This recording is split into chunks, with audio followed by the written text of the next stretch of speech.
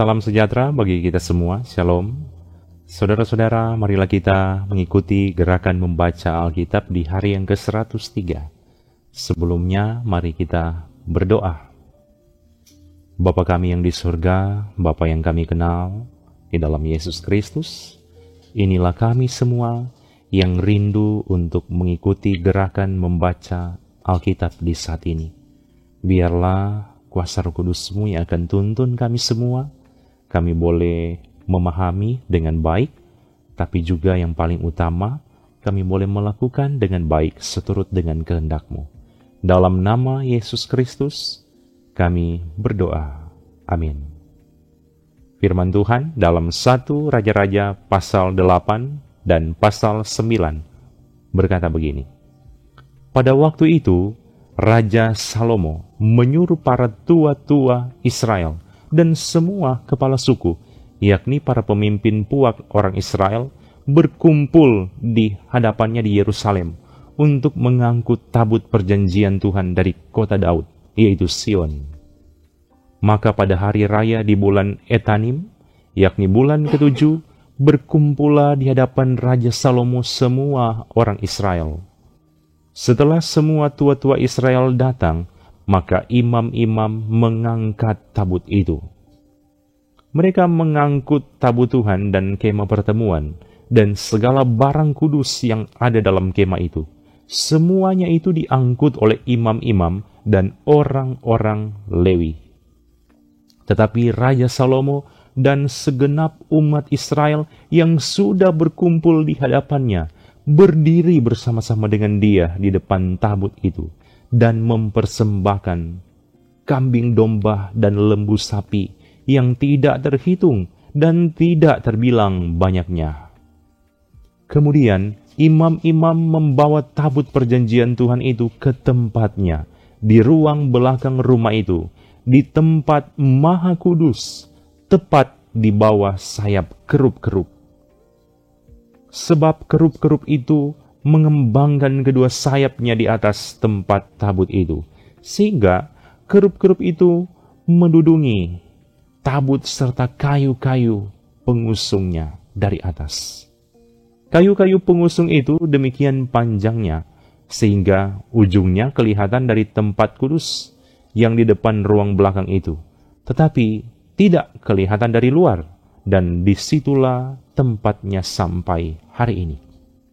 Dalam tabut itu tidak ada apa-apa selain dari kedua loh batu yang diletakkan Musa ke dalamnya di Gunung Horeb, yakni loh-loh batu bertuliskan perjanjian yang diadakan Tuhan dengan orang Israel pada waktu perjalanan mereka keluar dari tanah Mesir. Ketika imam-imam keluar dari tempat kudus, datanglah awan memenuhi rumah Tuhan, sehingga imam-imam tidak tahan berdiri untuk menyelenggarakan kebaktian oleh karena awan itu, sebab kemuliaan Tuhan memenuhi rumah Tuhan. Pada waktu itu berkatalah Salomo, Tuhan telah menetapkan matahari di langit, tetapi ia memutuskan untuk diam dalam kekelaman. Sekarang, aku telah mendirikan rumah kediaman bagimu, tempat engkau menetap selama-lamanya.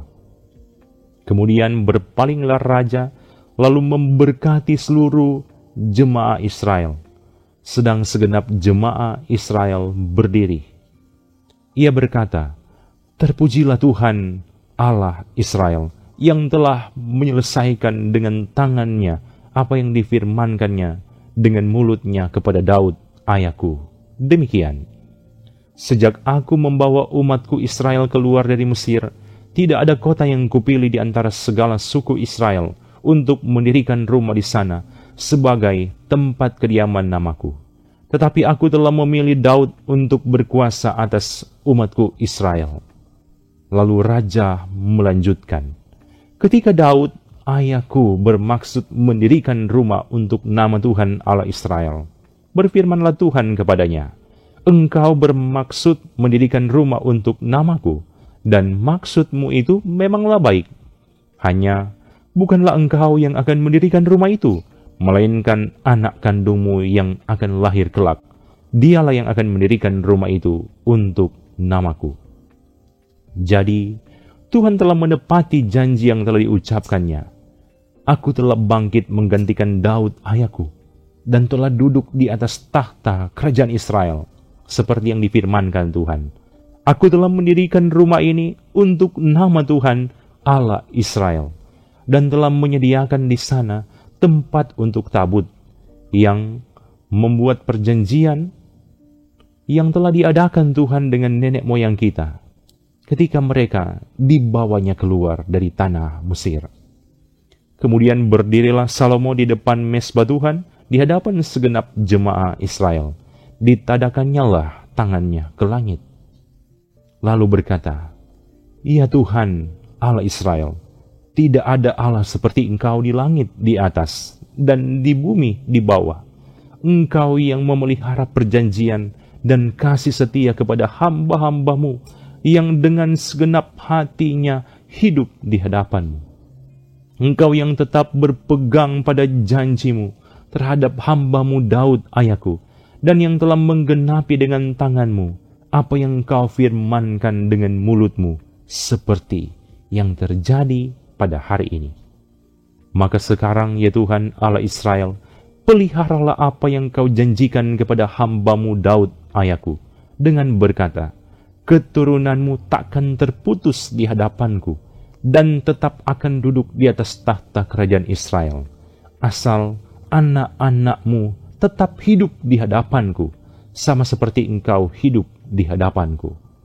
Maka sekarang, ya Allah Israel, biarlah kiranya menjadi nyata keteguhan janji yang telah Kau ucapkan kepada hambamu Daud ayahku. Tetapi, benarkah Allah hendak diam di atas bumi?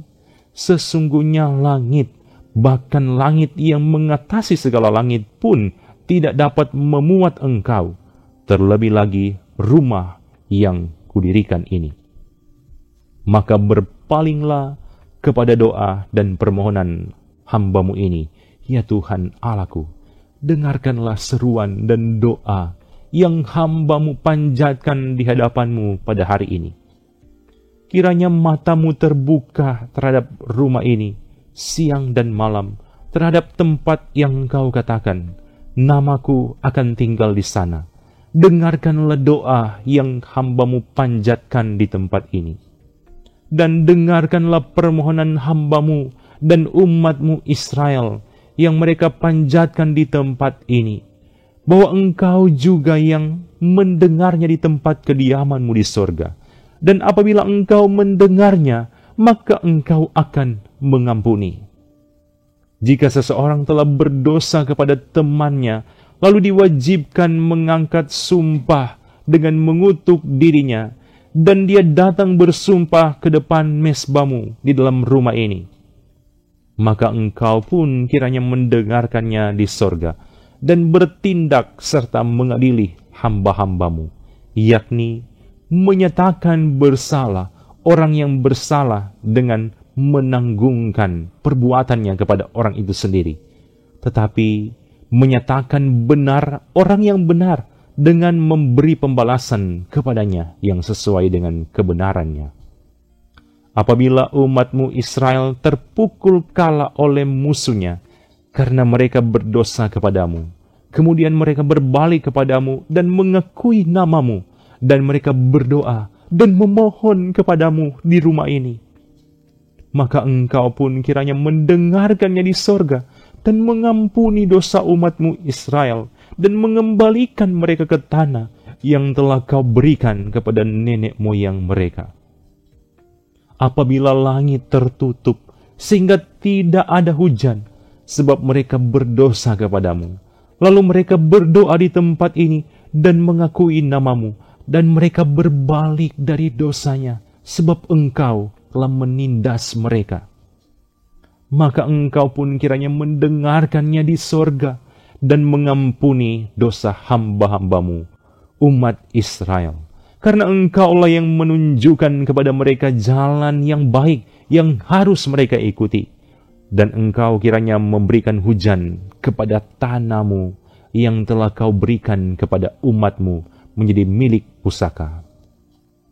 Apabila di negeri ini ada kelaparan, apabila ada penyakit sampar, hama dan penyakit gandum, belalang atau belalang pelahap, apabila musuh menyesakkan mereka di salah satu kota mereka, apabila ada tulah atau penyakit apapun, lalu seseorang atau segenap umatmu Israel ini memanjatkan doa dan permohonan di rumah ini dengan menadahkan tangannya, karena mereka masing-masing mengenal apa yang merisaukan hatinya sendiri.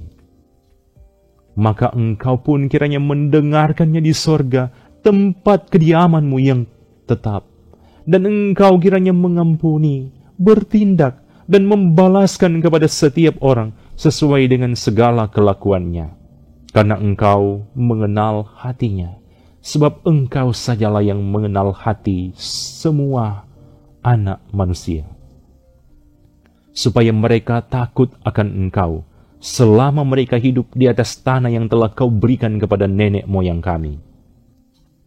Juga apabila seorang asing yang tidak termasuk umatmu Israel datang dari negeri jauh oleh karena namamu, sebab orang akan mendengar tentang namamu yang besar dan tentang tanganmu yang kuat dan lenganmu yang terajung, dan ia datang berdoa di rumah ini, maka engkau pun kiranya mendengarkannya di sorga, tempat kediamanmu yang tetap, dan engkau kiranya bertindak sesuai dengan segala yang diserukan kepadamu oleh orang asing itu, supaya segala bangsa di bumi mengenal namamu, sehingga mereka takut akan engkau, sama seperti umatmu Israel, dan sehingga mereka tahu bahwa namamu telah diserukan atas rumah yang telah kudirikan ini.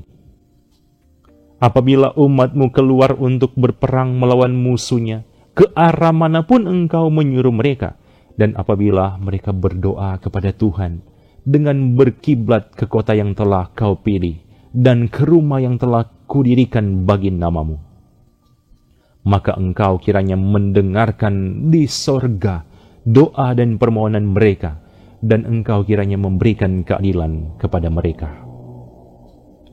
Apabila mereka berdosa kepadamu, karena tidak ada manusia yang tidak berdosa, dan engkau murka kepada mereka dan menyerahkan mereka kepada musuh, sehingga mereka diangkut tertawan ke negeri musuh yang jauh atau yang dekat. Dan apabila mereka sadar kembali dalam hatinya di negeri tempat mereka tertawan, dan mereka berbalik dan memohon kepadamu di negeri orang-orang yang mengangkut mereka tertawan dengan berkata, kami telah berdosa, bersalah, dan berbuat fasik.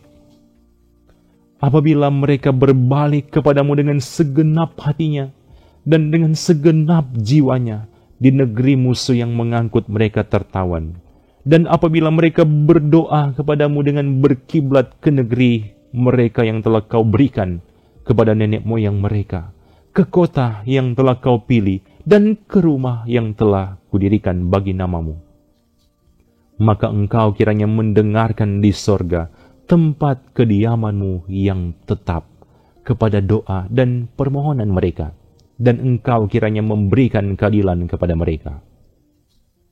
Engkau kiranya mengampuni umatmu yang telah berdosa kepadamu, mengampuni segala pelanggaran yang dilakukan mereka kepadamu, dan kiranya engkau membuat mereka menjadi kesayangan orang-orang yang mengangkut mereka tertawan, sehingga orang-orang itu menyayangi mereka. Sebab mereka itu umatmu dan milik kepunyaanmu yang telah kau bawa keluar dari Mesir, dari tengah-tengah dapur peleburan besi.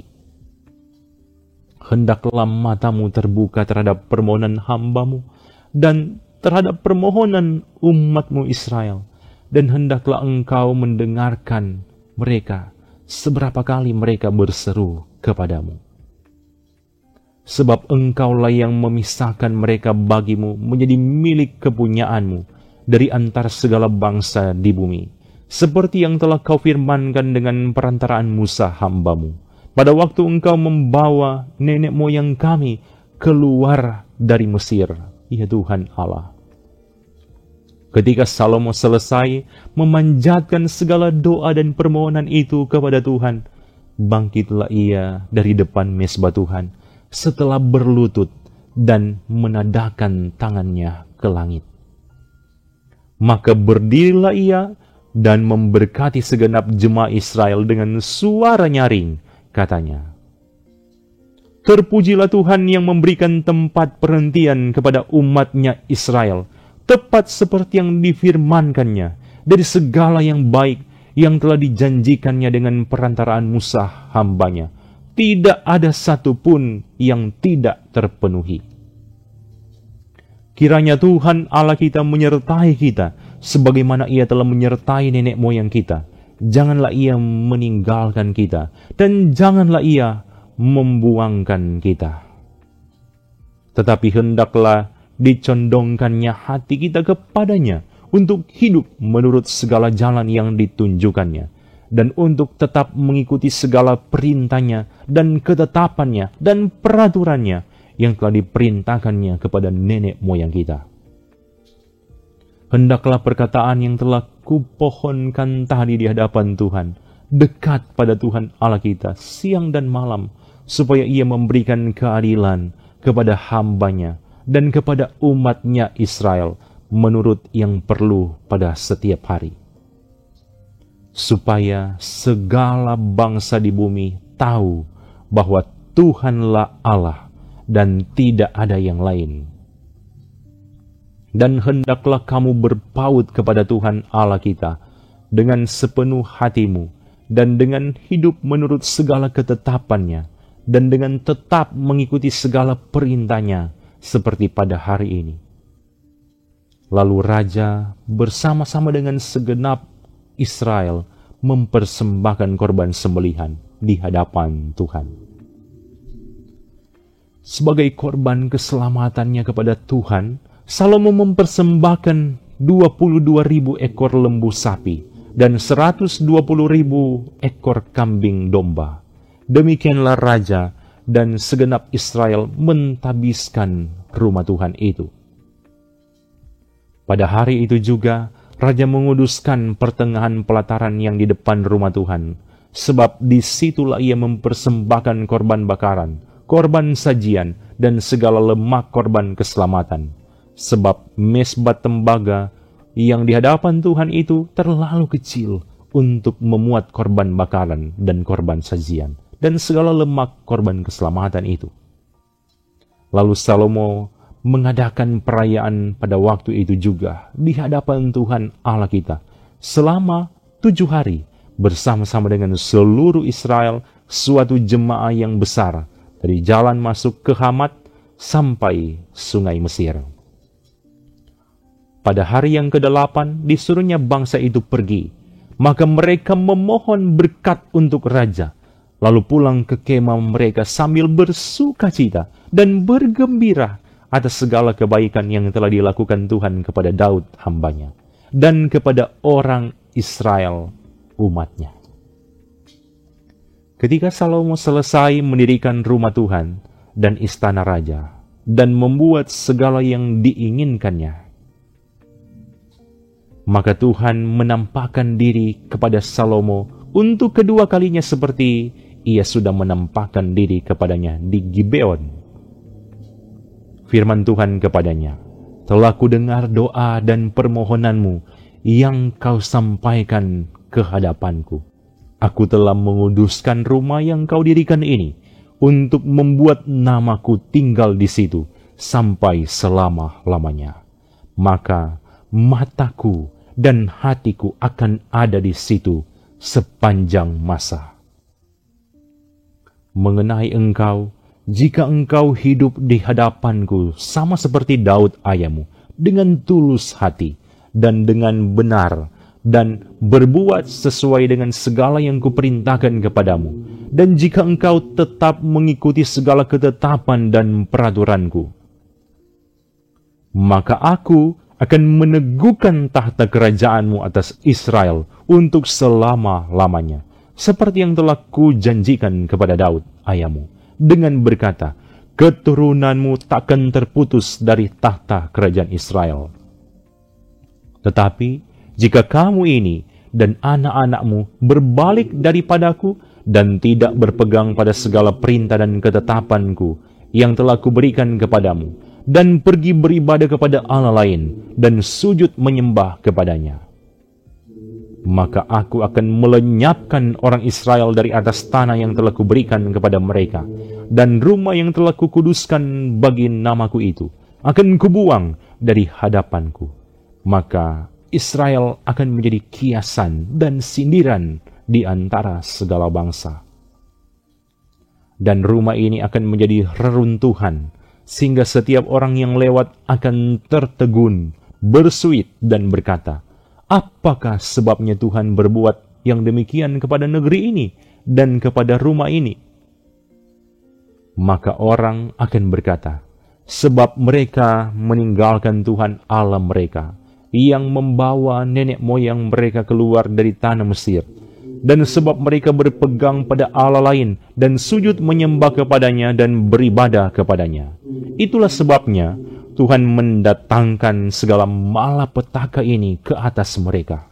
Setelah lewat 20 tahun, selesailah Salomo mendirikan kedua rumah itu, yakni rumah Tuhan dan istana raja.